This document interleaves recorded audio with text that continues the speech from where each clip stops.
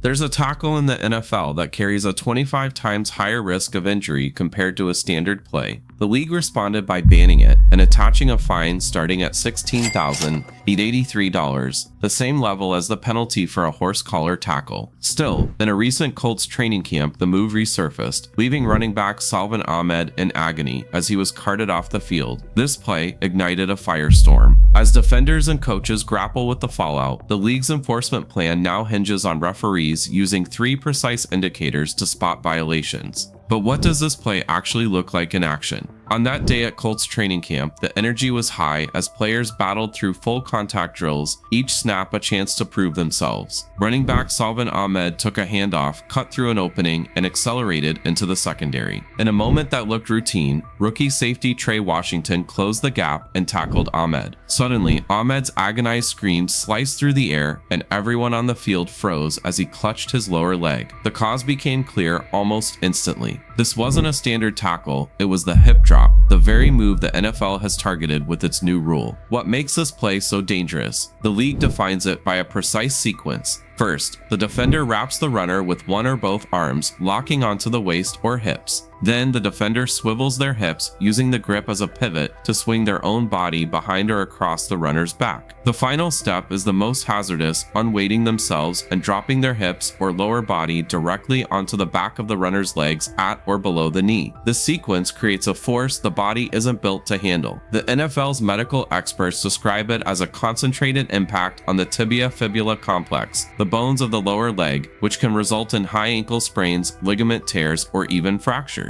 The defender's weight traps the runner's legs against the turf, while the twisting and downward pressure force the knee and ankle in unnatural directions. In Ahmed's case, the outcome was immediate and severe, a reminder of why the league's data shows this play is 25 times more likely to cause injury than a typical tackle. Referee Trav Lake explained that officials will look for all 3 elements: wrap, swivel, and drop before throwing a flag. This checklist is meant to reduce subjectivity and ensure only true hip drop tackles are penalized. But even with clear guidelines, the reality on the field is messy. Ahmed's injury happened in a split second, with both players acting on instinct. Coach Shane Steichen addressed the aftermath, saying, "I know we don't encourage hip drop tackles," and emphasized that Washington wasn't trying to hurt anyone. He recognized the challenge defenders face, making rapid decisions in the heat of competition, where the line between legal and illegal can blur in an instant. The anatomy of this play reveals why the league felt compelled to act. The risk isn't theoretical, it's visible in moments like Ahmed's injury, where a single movement leads to a season-altering outcome. Yet, as the dust settled on the practice field, the conversation didn't end with sympathy for the injured. Instead, it sparked a deeper debate, one that would soon divide players, coaches,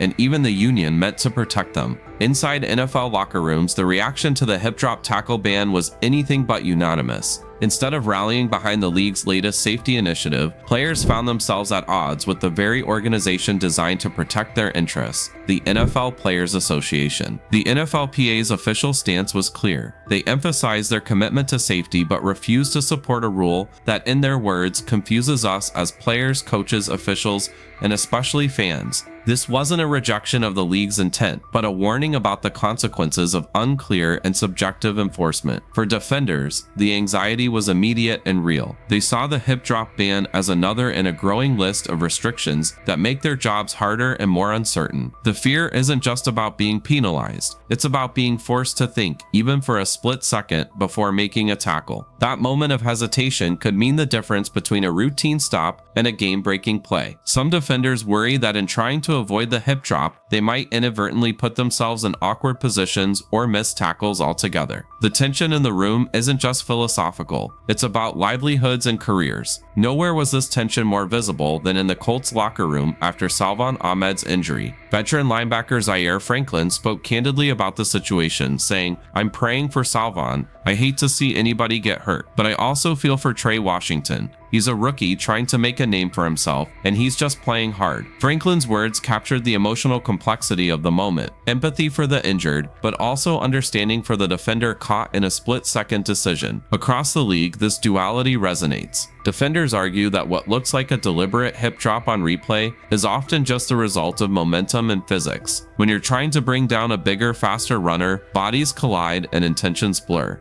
This uncertainty is exactly what led the NFLPA to oppose the ban. Their call for clarity wasn't just about fairness, it was about the reality that officials are now tasked with judging intent and mechanics in real time. Players fear that the subjectivity of the rule will lead to inconsistent enforcement, with careers and reputations hanging in the balance. Experts have also raised concerns about unintended consequences. Some speculate that forcing defenders to stay higher on tackles could result in more missed tackles or awkward collisions, though there's no clear evidence that it will directly increase head or neck injuries. What's certain is that the rule has added another layer of complexity to an already fast and violent game. With so much confusion and resistance, the league faced a daunting challenge. How do you get players to change a physical instinct developed over years of playing? The answer, at least in the NFL's playbook, isn't just about rewriting the rules, it's about making the cost of breaking them impossible to ignore. That's where the $16,000 tackle comes in, a penalty designed not just to punish, but to reshape the way players approach the game. The NFL's approach isn't subtle. The league has a history of using fines to stamp out dangerous plays, from horse collar tackles to roughing the passer. Now the hip drop tackle joins that list, with the first offense costing exactly $16,883 and a second offense escalating to $22,511, as set by the competition committee guidelines. These aren't random numbers. They match the fines for some of the most notorious and hazardous plays in football, sending a clear message. The hip drop is now among the league's most unacceptable risks, but the impact of these fines is far from equal. The NFL's collective bargaining agreement caps any fine at 10% of a player's weekly paycheck. For a star with a multi-million-dollar salary, $16,883 might be a minor inconvenience. For a rookie, though, the calculation is very different. Take a player on the league minimum, roughly $47,000 per game check. That 10% cap means a first-time hip drop fine maxes out at about $4,700. It's a smaller figure than the headline-grabbing $16,883, but it takes a much bigger bite out of a young player's earnings. Consider the stakes through two very different lenses. Last season, Ravens tight end Mark Andrews, a veteran on a major contract, saw his season derailed by a hip drop tackle. If a high-profile defender had been fined for that play, the financial hit would have been minimal compared to his annual income. But now imagine a rookie like Trey Washington, just trying to make the roster, facing a $4,700 penalty for a split-second decision. For veterans, the fine is a warning. For rookies, it's a real threat to their financial stability and career prospects. This uneven burden puts younger, lower-paid players in a difficult position. They're expected to adapt immediately to a rule that even seasoned pros find confusing, all while knowing a single mistake could cost them a week's rent, groceries, or support for their families. The pressure isn't just about the money, it's about survival in a league where every snap could be your last. Washington's situation highlights the impossible bind. Play with full intensity and risk a crippling fine, or hesitate and risk your spot on the team. The NFL hopes these fines will change behavior, just as they did with horse collar tackles and other banned techniques. The league's goal is to make the hip drop so costly that players won't dare use it. But as the fallout from Ahmed's injury shows, the financial weapon comes with its own set of unintended consequences, especially for those least able to absorb the blow. As the dust settles, the story of the $16,000 tackle isn't just about money or rules. It's a snapshot of a league struggling to balance safety, fairness, and the realities faced by players at every level. Salvon Ahmed's injury highlights just how high the stakes are for both players and the league as the hip drop tackle ban takes effect. The league faces a future where the rule's success will depend on how consistently officials apply those three key indicators: wrap, swivel, and drop, under real game pressure. Meanwhile, players are left to weigh the risks of a split-second tackle against the reality of fines and career uncertainty. What do you think? Will fines and enforcement make tackling safer, or just reshape the game? Let us know below. The way the NFL trains its officials might end up being the true game changer.